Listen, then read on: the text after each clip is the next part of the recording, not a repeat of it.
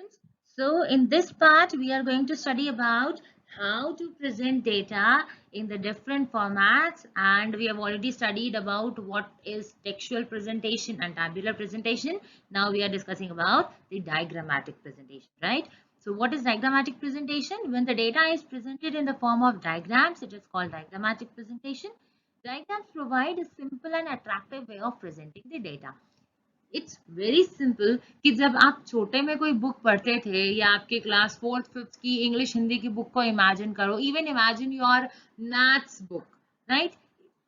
How colourful it was.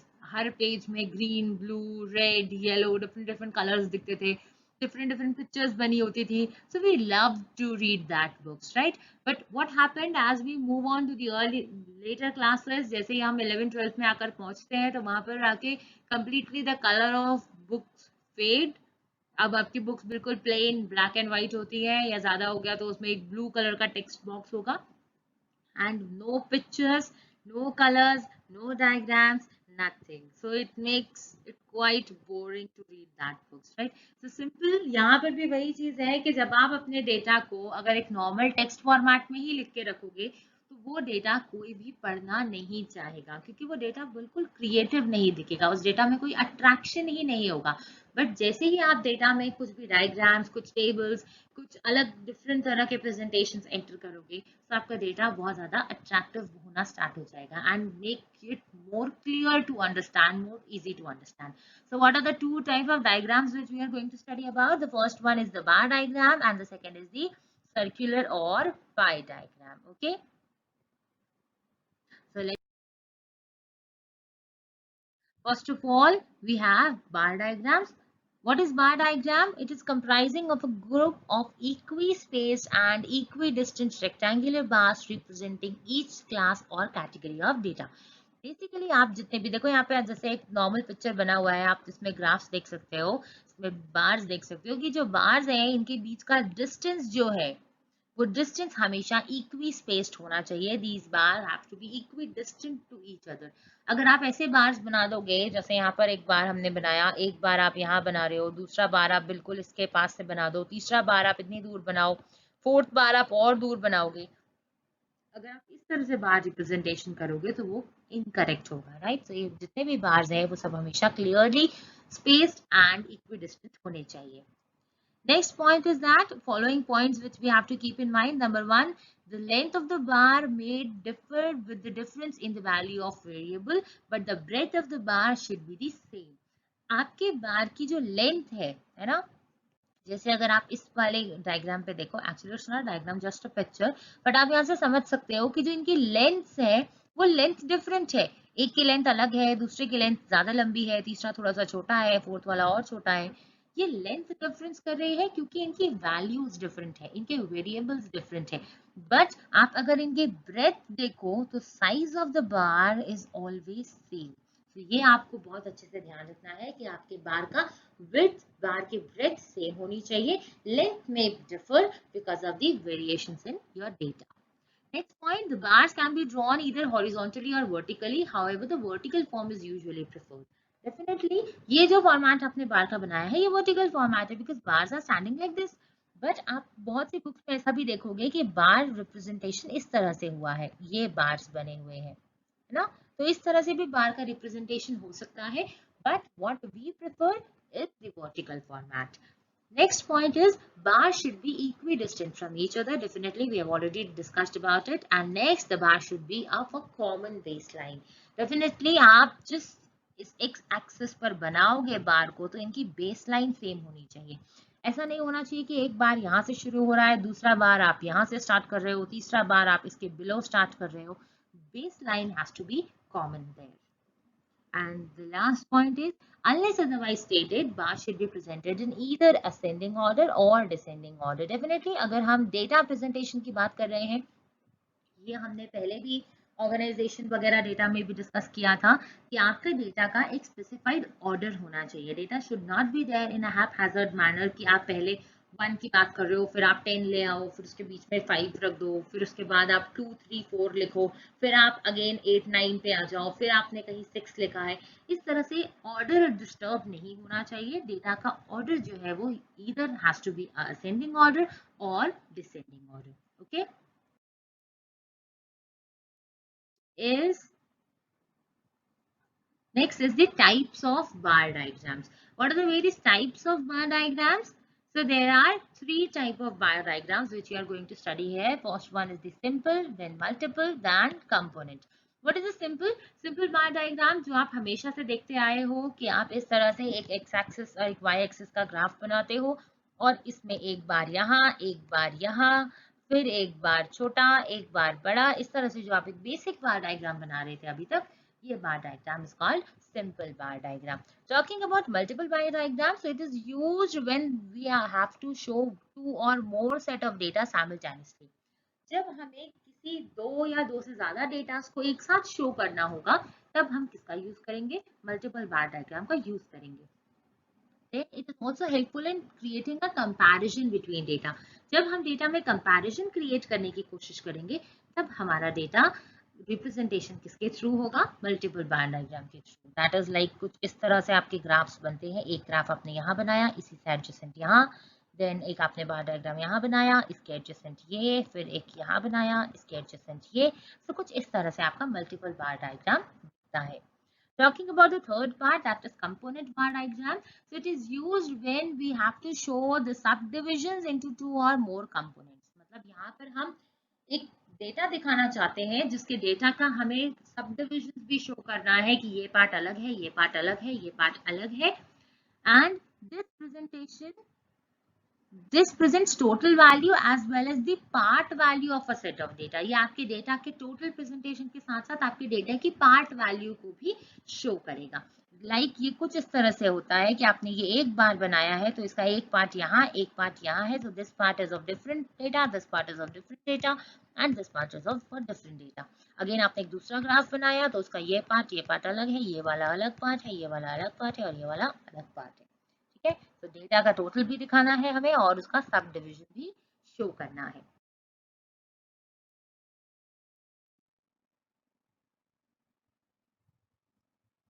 So first of all we talk about the simple bar diagram. अभी simple bar diagram क्या है? यहाँ पर हमने एक डेटा लेते हैं और इससे एक बार डायग्राम प्रिपेयर करेंगे. राइट, सो सी यहाँ पर एक डेटा है, दैट इज ईयर दिया हुआ है आपको एंड देन उसके बर्थ रेट दिए हुए हैं. तो 1951 से 60, 61 से 70, 71 से 80, इस तरह से आपको एक कंटिन्यूस डेटा दिया हुआ था और इसके बर्थ रेट दिए हैं और इस बर्थ रेट को आपको रिप्रेजेंट करना है. सो देख आप सिंपली यहाँ पे चेक कर सकते हो. 51 से 60 के लिए हमने 45 पे बार बनाया, देन 61 70 के लिए हमने यहाँ पे बार बनाया, देन 71 80 के लिए हमने 30 पे बार बनाया, then this is 28, then 24, then 20. So it's pretty simple bar diagram.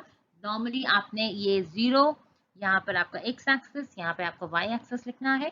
आपको यहाँ पे इसके साथ साथ मेंशन ये भी करना है कि यहाँ पे आपने ईयर्स शो किया, so you will write यहाँ पे ईयर्स, यहाँ पे you are showing birth rate, so you will write birth rate here. Right, ये आपको रिप्रेजेंटेशन यहाँ पे लिखना पड़ेगा कि आपने कौन से एक्सिस में क्या रिप्रेजेंट किया है. ठीक है,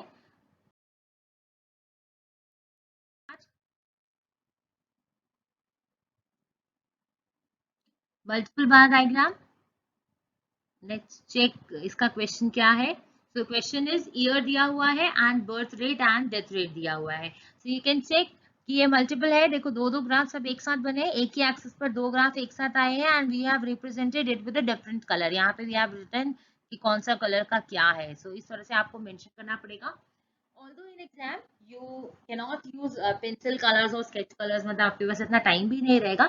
You simply make the representations like this कि आप एक बॉक्स बनाओ और उसमें इस तरह से लाइनिंग्स दे दो एंड राइट इट कि आपकी इस तरह से लाइनिंग वाला जो है ये आपका बर्थ रेट रिप्रेजेंट कर रहा है और नेक्स्ट में आप इस तरह से लाइनिंग बना करके ऑपोजिट लाइंस दे दो या वर्टिकल लाइंस बना दो और आप इसमें देख सकते हो कि ये आपका डेथ रेट रिप्रेजेंट कर रहा है. राइट, इस तरह से आप मेंशन कर सकते हो. So whatever data is given in this table you can check कि हमने वैसे ही बनाया. 1921 30 में देखो this is 46 and that is 36. 31 to 40 में check this is 45, this is 31. 41 to 50 में check this is 40 and this is 27. So like this you have to draw a multiple bar diagram. Okay. Moving ahead, now we have the component bar diagram with us. Let's check इसमें क्या हमारे पास data दिया हुआ है. So here we have given the year, the rice, wheat production and the total production. Now you can differentiate between the two. वहां पर multiple में we were creating a comparison between what is the rate of birth and what is the rate of death. But now in the component bar diagram we are showing the divisions. This is your total production, and this total production you are having two parts. One consists of wheat and second consists of rice. So we are talking about the total as well as the division of total कि rice में कितना production हुआ and wheat में कितना production हुआ. So you can check here also कि total production is 110. So ये first bar 110 के आसपास आया है. Second is 121. You can check it's 121. Third is 130. You can check it's 130. Fourth is 140. You can check it's 140. Right. इस तरह से आप चेक कर सकते हो कि डेटा का टोटल ग्राफ सेम है. एंड नाउ चेक दी सब डिविजन्स. ये बहुत इंपॉर्टेंट पार्ट है कि आपको सब डिविजन्स चेक करना है. This is 46. जब आप इस ग्राफ को अपने पास बनाओगे तो आप सबसे पहले क्या करोगे, आप एक बार में पूरा टोटल ग्राफ भी बना सकते हो. वन टेक्निक इज दैट कि आप सबसे पहले टोटल बार्स बना लो एंड देन उसके बाद उसमें सब डिविजन करते जाओ. या फिर सेकेंड मेथड इज कि आप सब डिविजन बनाओ, टोटल ऑटोमेटिकली बनेगा. लाइक आपने सबसे पहले यहाँ पे जब ड्रॉ करना स्टार्ट किया तो आप यहाँ से ड्रॉ करोगे 46 तक का ग्राफ. यू कैन चेक कि यहाँ 40 है, यहाँ करीब 50 आएगा इतने बीच में.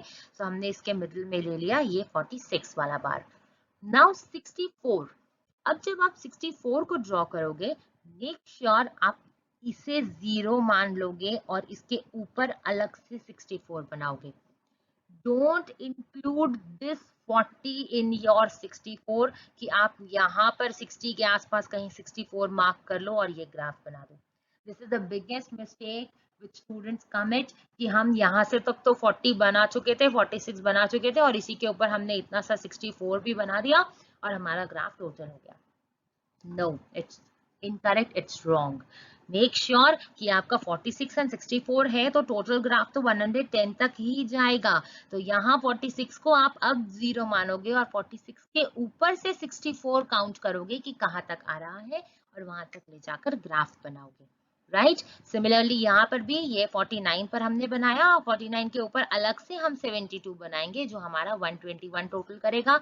यहाँ पर भी हम 48 तक पहले ग्राफ बनाएंगे, उसके बाद 82 बनाएंगे विच सम्स अप टू 130. एंड उसके बाद हम यहाँ पर भी जब बनाएंगे तो यहाँ पर पहले हम 51 तक बनाएंगे, उसके बाद हम 89 पे और बना करके इस टोटल को 140 तक कर देंगे. राइट. तो इस तरह से हमें टोटल बनाना है.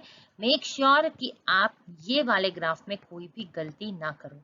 बिगेस्ट मिस्टेक यही होती है यहाँ पर कि हम 0 नहीं मानते, हम उसी के ऊपर कंटिन्यू बना देते हैं और हमारा ग्राफ गलत हो जाता है. You can check as well, आप टोटल से वेरीफाई कर सकते हो कि अगर आपका टोटल जितना दिया हुआ है उतने ही ग्राफ आपके यहाँ पर भी आने चाहिए. ठीक है. The next part is the pie diagram. Pi diagram हमने पहले भी प्रीवियस क्लासेस में पाई डायग्राम पढ़ा हुआ है. It's very easy. कैसे बनाना है हमें पाई डायग्राम को, हम एक डेटा देखते हैं. देखो, we have given the companies, their productions. तो ये डेटा हमें दिया रहता है क्वेश्चन में. इतना डेटा हमें दिया होता है, एक कंपनी दी है और कंपनी के प्रोडक्शन दिए हुए. मारुति, टाटा एंड ह्युंडई है और इनका प्रोडक्शन दिया है.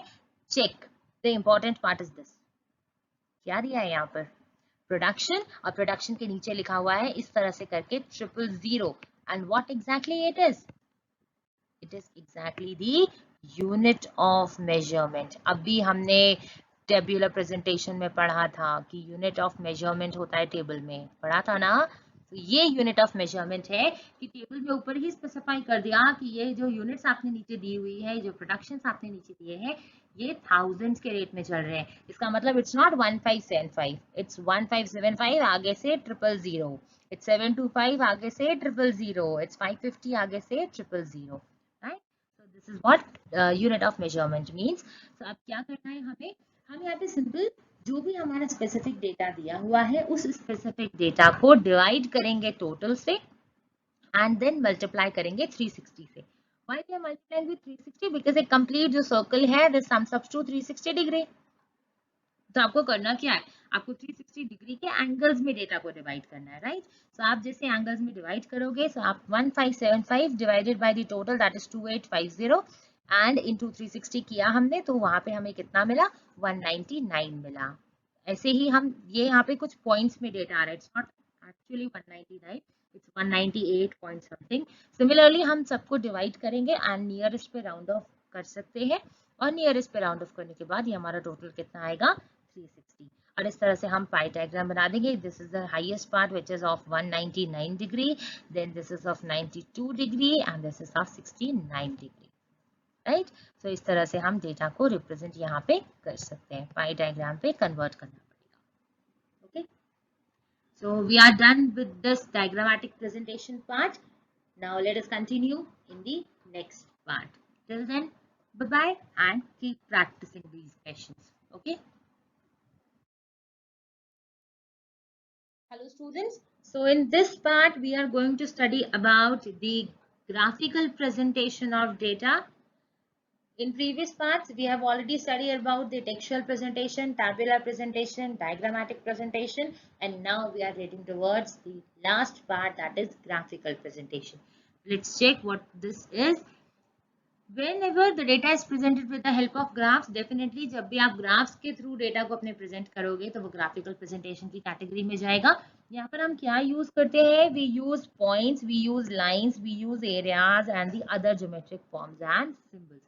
Previously हम diagrammatic presentation में क्या कर रहे थे? We are using bar diagrams, multiple bar diagrams, component bar diagrams, pie diagrams. So they were somewhat a kind of diagram which is used for presentation. Now we will do it all on the basis of a graph. Okay, so let's check what are the various types of graph which we have to study. First of all, the basis of graph distribution is on the basis of frequency distribution and on the basis of time series. Frequency distribution के basis पे we have to study histogram, frequency polygon, frequency curve and octave. And on the basis of time series, we have one variable graph and two or more variable graphs. So in octave, we are also going to study about two type of octaves. That is, first one is the more than octave and the less than octave. Right. So there are two types of octave that you have to study: more than and less than. So let's get.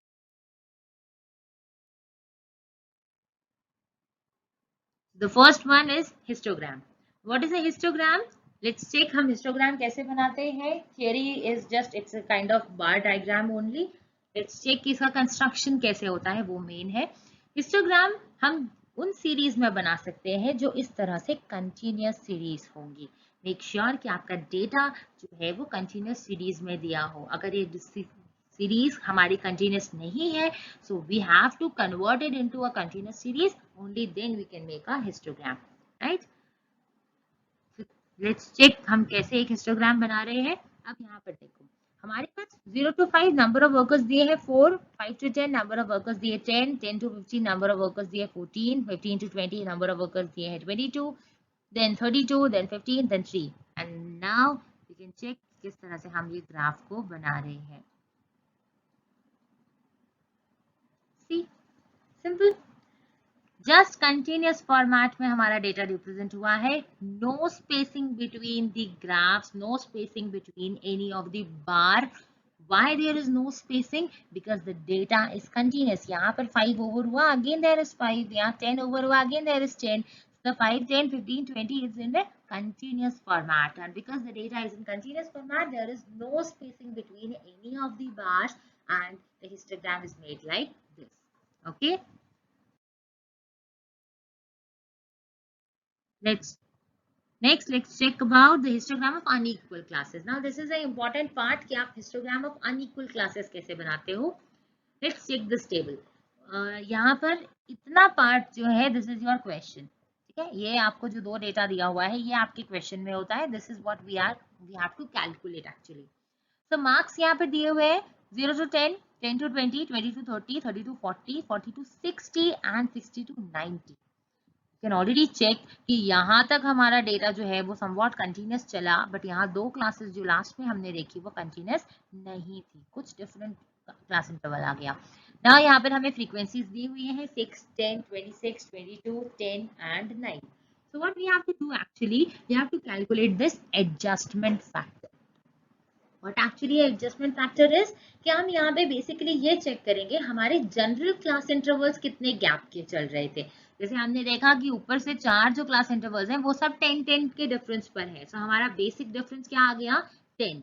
अब हम क्या करेंगे हर class interval के difference को divided by 10 करेंगे. Why we are dividing by 10? क्योंकि इस सब में हमें एक कॉमन डिफरेंस जो मिला है वो कॉमन डिफरेंस हमारा 10 है. ठीक है. Now this common difference can differ from any of the series. हो सकता है किसी सीरीज में 10 का डिफरेंस चल रहा हो, किसी में 5 का, किसी में 20 का.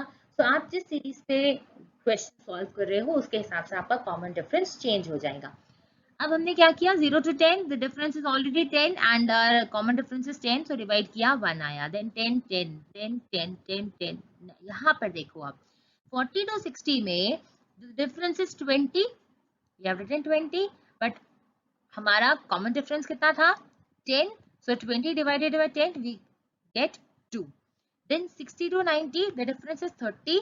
Then 30 divided by 10 is 3. Practically ये है. आप इसको इस तरह से ऐसे भी समझ सकते हो कि 40 to 60 वाले गैप के अंदर इस सीरीज के हिसाब से कितने इंटरवल्स होते. डेफिनेटली 2. एक 40 to 50, एक 50 to 60. जब आप 60 to 90 की बात करोगे तो 60 to 90 के अंदर आपके कितने इंटरवल्स आ जाएंगे. देखो 40 to 50 के अंदर आपको 2 इंटरवल मिल जाते हैं. एक मिलता 40 से 50 का, एक मिलता 50 से 60 का, अगर आप 10-10 की गैप से चलाते. 60 to 90 के अंदर आपको 3 इंटरवल्स मिल जाते. एक मिलता 60 to 70, एक मिलता 70 to 80 और एक मिलता 80 to 90. तो बेसिकली हमने एडजस्टमेंट फैक्टर से ये कैलकुलेट किया कि इस एक जो हमें यहाँ सीरीज दी हुई है इसके अंदर हमारे कितने इंटरवल्स आ सकते थे. Right. Now what we will do, then we calculate adjusted frequency. What is adjusted frequency? It is just this frequency. This is your frequency part. This frequency divided by the adjustment factor. Frequency को आप adjustment factor से divide कर दोगे. तो 6 divide by 1 किया क्योंकि यहाँ पे कोई डिफरेंस नहीं था तो 6 ही आया. 10 का 10 रहा, 26 का 26, 22 का 22. नाउ यहाँ पर हमें जो फ्रीक्वेंसी दी हुई है दिस इज 10 40 to 60 के लिए, बट 10 के साथ एडजस्टमेंट फैक्टर क्या था 2. so 10 divided by 2 is 5 and then this is 9. 9 divided by 3 is 3. ठीक है. तो अब जब हमने एडजस्टेड फ्रीक्वेंसीज कैलकुलेट कर ली, now we will draw the histogram on the basis of these adjustment frequencies. हम अब ये वाली फ्रीक्वेंसी पर हिस्टोग्राम ड्रॉ नहीं करेंगे, हम एडजस्टेड फ्रीक्वेंसी के बेसिस पर हिस्टोग्राम को ड्रॉ करेंगे. नाउ लेट्स चेक कि ये वाला ग्राफ थोड़ा सा डिफरेंट कैसे बनता है.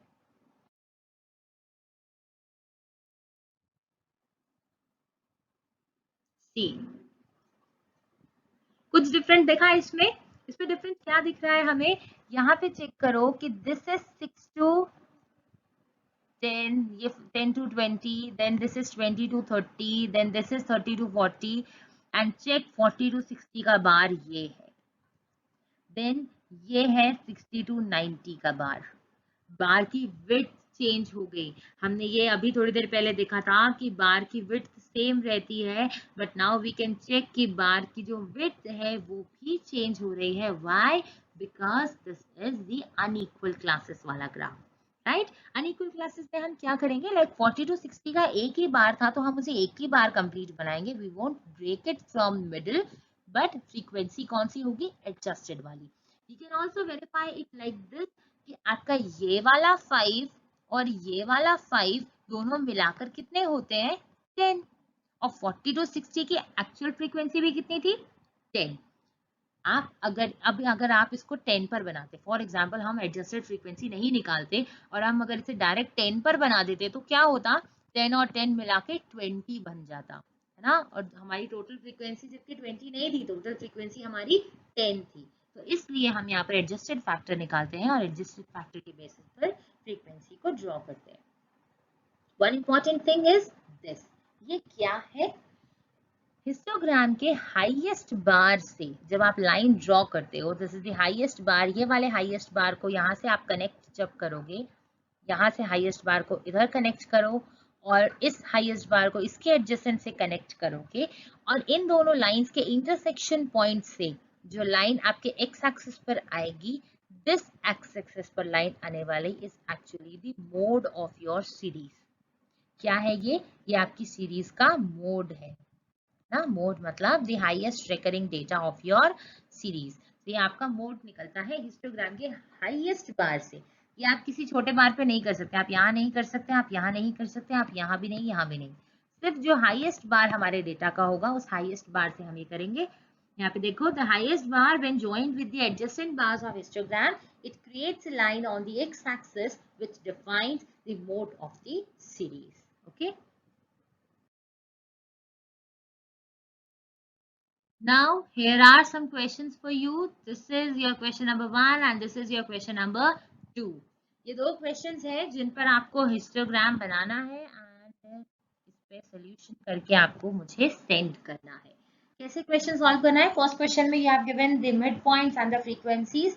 So you already know कि histogram is made on a continuous series. So first of all, you have to convert this with these midpoints in a continuous series and then have to make a histogram.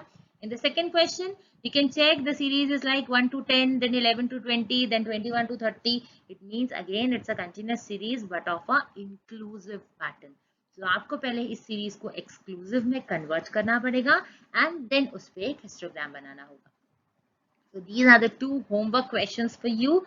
You have to solve these questions and once you are done with the questions, you can answer me, you can send me your solutions. You can also comment down below if you have any doubts in these questions. How to convert the data? This may be your question. So ये हमने already organization of data वाले chapter में discuss किया है. So if you have skipped that part, then just go back to that video, watch it again, learn it again, and then solve this. So we have already discussed about how to convert the data. Still you have any doubts regarding these questions, you can comment down below. And if you are done with your questions, you can send me your solutions on my mail ID, that is kanishka.mishra@mmis.ac.in. Okay, note it down. This is my mail ID. So once you are done with your solutions, you can mail me there. Or if you have any doubt regarding your questions, you want to check कि आपने question सही किया या नहीं किया, so you can also revert me there. Okay.